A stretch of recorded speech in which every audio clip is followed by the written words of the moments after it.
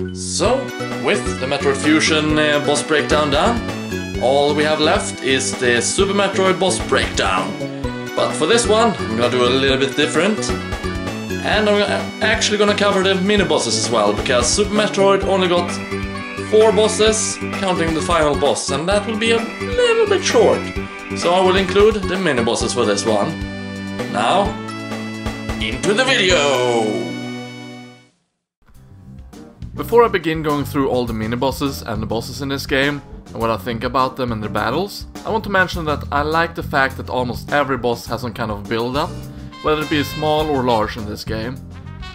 Another thing the game is clever with about the boss fights is that they showcase via the map what is a boss and where it's located by using a unique symbol for the bosses and their boss rooms. The same goes with after the boss is defeated, their boss room has a huge red cross over it. The only exception of this is the final boss, that has the same surprise factor like the mini-bosses by hanging a simple dot that showcases a secret on the map. I find that very clever as well, and with that out of the way, it's time to start going through the bosses. Ridley! Yes, this is one of those Metro games where you fight Ridley very early on. After getting the distress signal from Ceres space station, you have to walk through the cold, empty corridors of the station, watching the carnage and gore left. Until you enter the final room where Ridley shows up, with his glowing eye right above the lonely baby Metroid. This fight is a good starting point in helping you learn the game's basic controls, as Ridley will only fly around the room, either charging into you, attacking you with his tail, or breathe fire. The battle ends with either you taking enough damage or damaging Ridley enough so that he drops the baby Metroid for a few seconds. Then it's time to run out from the station. This is a fun quick battle, and the challenge lies in lasting long enough to make Ridley drop the baby Metroid, rather than surviving, since you technically can't fail. Other than that, the boss fight in itself is nothing special, aside from the tutorial aspect of it. Toriso! The first mini-boss of the game, and it has a very immediate build-up. When you enter the boss room, the door is left open and the room is filled with fog. If you pay attention to this small detail, you will know something is up, but most likely you will just break open the item container that shows the statue is holding and grab the morph ball bombs. As you're about to run out from the room, the door closes right in front of you with grey color, signifying the door is locked and you are stuck. All you can do now is watch the Chozo statue crumble and breaking apart, revealing the Toriso inside. This mini-boss is not difficult by any means, and it's more a means of teaching you to always be on your feet in this game, as you can suddenly run into bigger fights like this. The Toriso will just walk back and forth in the room, trying to smack you with its arm, and a small explosion that follows. After doing that, Toriso will always jump back and bring forth a beak in which it spits out smaller item containers that can be broken from missiles and health refills. This boss has 2 phases of destruction. You can break its chest if you shoot it enough, and if you use missile it will break its head before that, which is the second piece that will break off. Once the head is broken, it will walk back and forth, but instead of jumping back when it has tried to smack you with its hand, it will simply walk back. The Toriso can also shoot a huge crescent-shaped beam attack towards you before the head breaks. This boss fight shouldn't be very troublesome, and while using missiles, it puts up no real fight, as it will quickly die. Great surprise, but not so much as a fight. Spore Spawn. Spore Spawn is the next mini-boss you will tackle, unless you get the super missiles early, in which this fight can be skipped entirely. Spore Spawn has no build-up, but as you enter the room, you will be locked inside by a super missile door, rather than a locked door, as you are not intended to have the super missiles yet. Spore Spawn will descend from the ceiling after some of its spore have started falling. I don't know what it is with Metroid and plant bosses, but they tend to have creepy mysterious music, and it all started with this game. Spore Spawn will move in a figure 8 on the side, or as an infinity symbol to be more correct. It will move very slowly at first, and eventually open its mouth, revealing its many eyes and weak point. This mini-boss is a tutorial as well, and teaches you that every boss from this point onwards will have a weak spot where you need to shoot it in order to damage it and eventually kill it. This fight also teaches you that bosses will change color as they get closer to dying, and that some of them will also start moving faster when they are near death. Spore Spawn is easy to avoid and easy to hit, but newcomers to the game might struggle against it a bit until they figure out its pattern. If you're fast enough and sometimes lucky, you can hit it with 2 missiles instead of 1 to damage it a little bit more. You can also break the spores for health and missile refills. Once Spore Spawn is killed, it will turn brown and draining the entire room of its life energy, as everything will wilt inside it, revealing the concealed room above it. Now, the Spore Spawn will forever function as a platform in this room. This mini-boss is fun to fight, and even if it's not very challenging, it's enjoyable for me to fight against, as it gets harder to hit when it becomes faster. Kraid. Kraid is hyped up a little bit by its monstrous statue, before entering into a smaller area in which he resides. Once you find the secret entrance to his lair, the real build-up begins and the boss prelude music plays. You run through a corridor with space pirates and find spikes formed like claws in the ceiling, alongside 2 pink eyes, until you start getting attacked by small green needles, reminiscent of those of the Kraid fight from Metroid on the NES. Here you find fake Kraid, a miniature version of Kraid which dies in a couple of hits. After that, you enter a room with several spikes in the ceiling and on the floor, as well as a dead soldier in front of an eye door. One quick thing to note is that the armor the soldier has looks similar to Samus's, but with grey color instead. These eye doors always reside in front of a boss. Kill it by shooting either 3 regular missiles or 1 super missile and get ready to enter the boss room. Here you get locked inside a room with black background and the floor filled with spikes. Wait around a little and the entire room will shake as the massive Kraid will rise up from the ground. He won't do much except waving towards you with his claws. You need to shoot him in his red eye, which will make it glow yellow and force him into opening his mouth. Here you can quick kill Kraid by shooting super missiles into his mouth in a certain way. Most likely though, you'll get 1 hit into his mouth and Kraid will be pissed, raising up completely, filling 2 screens. Yes, Kraid is that massive in this game, and only boss in the entire game that fills 2 screens at once. Once risen, your job is to shoot him in the eye and blasting him in his mouth, which is his weak spot, while avoiding his flying twirling claws and belly spikes, which can be used as platforms. Shoot him enough and he will eventually make a death scream and fall back into the floor. First boss down on planet Sebes, and impressive right off the bat with its pure size. A rather fun boss to fight against and can prove challenging for newcomers, which will have to learn to shoot the right time, not to get their shot blocked by Kraid's hand. Kraid is the first Guardian statue boss, but doesn't have to be beaten first, if you're doing a run where you don't grab the Varia suit. Crocomire. The game's most interesting mini-boss. You fall into his boss room, but you are treated by nothing, except for the boss music playing. If you go to your left, you are faced to a spike wall, but if you head right, you meet up with Crocomire. Crocomire's design is awesome, with his 4 eyes, long arms and 4 legs. You cannot hurt Crocomire by any means, but you can push it backwards by shooting it in the face, forcing it to scream out at you, in which you shoot its mouth. You need to do this because Crocomire will slowly walk to the left and slowly push it towards the spiked wall, unless you forces it back by shooting in its mouth. Eventually, you'll get closer and closer to the ledge, where there's a bridge located. The bridge, not being able to hold for Crocomire's weight, will break and Crocomire will fall down into the acid. This will hurt Crocomire and it will start panicking, trying to get back up by jumping. Once it screams out, you will see its thick skin melt right off its nose, revealing its bones as it continues trying to jump out while screaming in agony. As more skin melts off from its head, the boss prelude theme will instead start playing, as you see air bubbles coming from down the acid. Follow them until you reach the spiked wall, and the screen starts shaking, and you get locked inside of here. The spike wall breaks down, and out pops Crocomire's bony body. Here, it will just fall apart, and all there is left of it is its head, as the boss prelude music starts playing, and you leave the area. This fight is fun, as there is no real way of hurting it, and the way Crocomire dies is both unexpected and very disturbing, leaving a massive impression. as well as tricking you into thinking it has a second battle phase. That is also why it's the game's best mini-boss, at least in terms of presentation. Phantoon. Phantoon's build-up starts right as you enter the wrecked ship that lies dead and quiet with none of the electrical equipment working, with the only creature residing there are the ghosts.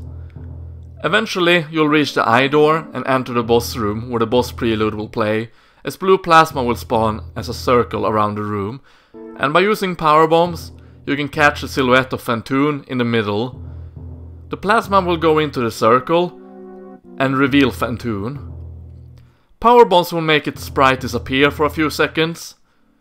This spell is hectic as Phantoon will fly around the room spawning his eye plasma, which canonly has gotten from the game's final boss. Phantoon will disappear after shooting away a circle of eye plasma while revealing its eye, which is its weak spot. Now it will spawn eye plasma in the room, which can be destroyed for refills until Phantoon will spawn in the room, with a horizontal line of eye plasma that will fall from the ceiling. What makes Phantoon a real interesting boss is the fact that it will react differently depending on how it's attacked. Super missiles will give you one angry ghost as Phantoon disappears and spawns in the middle of the room and starts punishing you with waves of eye plasma. You can also shoot Phantoon with a fully charged wave beam shot, which will cause Phantoon going into a panic and start rushing back and forth through the room, giving you more chances to attack it. Don't use super missiles though, as that will trigger its punishment instead. Phantoon is the second statue boss and the only boss in the game you can only fight first or second without using the restart glitch. Phantoon is fun to fight against and the game's most challenging boss fight if you're doing a very suitless run. It's a great boss fight. Grodus, Donald Blade here. It's actually possible to fight the bosses in reverse order from the start. Good luck, Grodus. Botwoon. Botwoon is the mini-boss of the underwater area known as Meridia. It's a sea serpent and it shares Spore Spawn's fight theme. It has no build-up and is one of those fights where you enter the boss room out of a surprise. You will quickly notice 4 distinct holes in the green background of this room, and Botwoon will use these holes during the fight. Either by sticking its head out, in which it will be spitting small green projectiles towards you, like a spread shot, or by traveling around the room in a distinct pattern trying to hit you, before disappearing into one of the holes. Botwoon's weak spot is its head, and the more you hurt it, the faster it will become. When it is traveling around the room, it can be a bit tricky to hit, so make sure to shoot wisely so it doesn't curl its body, making you miss the head. As it dies, the head will fall off alongside the rest of its body as it is destroyed. This will then open the wall and leave you to travel deeper into Meridia. Not the most challenging fight in the game, but I have always enjoyed fighting against it, as it gets more and more fun the faster it becomes during the fight. Dragon. Dragon doesn't have any build-up, but her lair is cleverly hidden under some fake spikes, which you can see are fake because real spikes in Super Metroid has a moving pattern to them. After jumping down and destroying the eye door, you enter the rather large boss arena. The room has 4 wall cannons on the walls, with one already being broken. You can destroy the remaining 3 by hitting them with 1 super missile each. If you don't destroy them, you will be shot at constantly. You will also see 4 creatures known as Evirs twirl around the room. It was recently discovered that the pattern in which they move is a hidden love message to a girl, secretly put in by one of the game's programmers. Eventually, the Evirs will go away and Dragon swoops in. It will swoop in from both the left and the right, giving you ample time to hit her belly with either beam shots, missiles or super missiles. Eventually she will come from either the left or right wall and slowly move towards you, while spitting grey goo towards you. These can be destroyed, and if you're to be hit by them, your movement will be slowed down and Dragon will try and grab onto you. If she does, she will start to go back and forth in the room while you try and struggle yourself free. Dragon will eventually either smack you with her tail or let you go. When Dragon dies, her belly will burst and will leave a huge hole in it. Dragon, just like Fantoon, has a weakness, and that weakness is electricity. If you let yourself be caught and equip the grapple beam, you can use it to latch onto the broken wall cannons. Keep holding it and both of you will start taking damage until Dragon dies. I find it very interesting that there are two means of destroying this boss, and that makes it so much more fun, giving you different playstyle options. Fighting Dragon the normal way is a lot more fun, and it provides a great challenge to do so, which makes it more enjoyable in my opinion. Dragon's design is rather ugly, but thanks to that it's easy to remember it. This is one of my favorite fights from this game. Once Dragon has been killed, the Evers will come and bury it in the ground. A final great detail to the boss fight. Dragon is the third statue boss, and with that, only one statue boss remain. Goltorizo. Goltorizo is the last mini-boss of the game, and it begins by faking you out, as you enter the room and see something pink glowing. There is only a pair of missiles, placed in order to trick you it's Ridley or something else. Next, it tries to get a jump on you by falling down as you reach the front of the locked door. Unless you already know about it, in which you can find it above. It falls down, and just like the Torizo before it, it sits down before rising up. This guy is special though, and you know he's tougher because he's gold. Funny enough though, is that this fight is probably the hardest in the entire game. He will dodge your missiles by turning himself. He will catch your first shot super missile, making it hard to hit him with them, and then throw it back at you, dealing damage. Your best bet is to attack with a fully charged beam shot. Even then, it's difficult as it will jump back like the first Torizo. Spit out small pickup containers you can destroy for refills, as well as shooting a barrage of crescent-shaped beams at you. He will always jump as you shoot as well, so you have to time your shots in order to deal damage. It will sometimes shoot small circular shots through its eyes at you if you get too close as well. These shots will create a small eruption on the ground that will hurt you. The more you hurt it, the more of it will lose its golden color. It's a very fun battle as the golden boy himself takes a lot of beating. Manage to avoid most of your attacks and proves to be an overall challenge that is so fun to take on. The best part is that it's entirely skippable if you don't want screw attack. So don't take this fight lightly. Ridley. Ridley has had build-up to his fight ever since the start of the game, and the last set of build-up is the huge dragon head at his inner lair. Eventually we'll reach the eye door and destroy it. As you enter the boss room, the background is pitch black and you fall to a platform floating in the sky. Wait a run for Ridley's eye to start glowing, or use a power bomb to reveal Ridley right away. As Ridley is revealed, the room will start to shake, the background will appear, and acid will rise from the ground as well, as Ridley flying upwards. Ridley has a different set of attacks he utilizes in his battle. He will attack you by spinning his tail into you, breathe fireballs at you, pogo stick you with his tail, or by ramming into you and picking you up in the sky. Try and take down Ridley as he flies around the room. This boss fight is a lot of fun, and for newcomers it will prove challenging, but to veterans, who most likely have collected more missiles and energy tanks, won't have much issue against him. Of course, it wouldn't be a great Ridley fight without the iconic theme that would later be known as Ridley theme.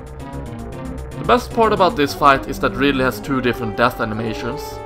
One where he just explodes, and one where he first grabs onto Samus to blow up while holding her in his claws. Ridley is the final statue boss, and the final challenge that stands between you and Torian. Mother Brain. Mother Brain's boss fight builds up right from the statue room where the four main bosses must be killed. Once the statue lowers and Torian is accessible, you have to take down the 25 Metroids Mother Brain has created from the Super Metroid using beta waves. Then of course you get attacked by the Super Metroid previously known as the Baby Metroid, which has eaten everything in its path, including a Torizo. Then, as you enter the room where Mother Brain resides, all the Sabotites need to be dealt with until you reach Mother Brain's glass container. It needs to be blasted with missiles or super missiles for it to be broken, and the more you shoot at Mother Brain, more of the glass container disappears, and for every shot you hear Mother Brain in pain. up until the entire structure breaks down and Mother Brain turns grey as she falls down to the floor. Now you are stuck for a few seconds until the room starts to shake and Mother Brain's robotic body is revealed. It is here the actual fight starts. Mother Brain has a few different attacks. She can shoot plasma through her eye, she spits small bombs that explode all over the floor in a horizontal line, she shoots plasma rings towards Samus from her mouth. When she has started to take more damage, she starts to shoot an aggressive sounding laser from her hand, which deals a lot of damage. And finally, she'll charge up her strongest attack known as the Hyper Beam. You can delay it with power bombs, but need to get hit by it and have less than 3 energy tanks, otherwise the event will not trigger, or the Super Metroid swoops in to save Samus. Now, you can make yourself move using glitches to deal extra damage to Mother Brain, and make yourself be able to move with and without the Metroid. But note that you can soft lock the game, and by shooting at Mother Brain while getting the Hyper Beam from the Super Metroid's death, you can potentially freeze the game. Once you have the Hyper Beam, all you need to do is blast Mother Brain with it, until she drops dead and it's time to escape the planet. Don't forget to save the animals, unless you want to make the other M timeline happen. We currently have no plans to authorize the use. The Mother Brain boss fight is a lot of fun, and it will catch you by surprise many times. It is fairly easy for a final boss, and thanks to it being scripted, you get a sad but epic conclusion to the original Metroid trilogy. Granted, you can die if you aren't careful, but generally the fight is made out so it will feel like you barely managed to survive with your life intact, which is a fun way the game tricks you during the boss fight. There we have it, everyone, all the mini-bosses and bosses alike, and my thoughts about each and every battle from this wonderful game. Let me know what you thought about the video, and if you'd like to see similar videos like this from other games in the future. For now, take care and have a wonderful day.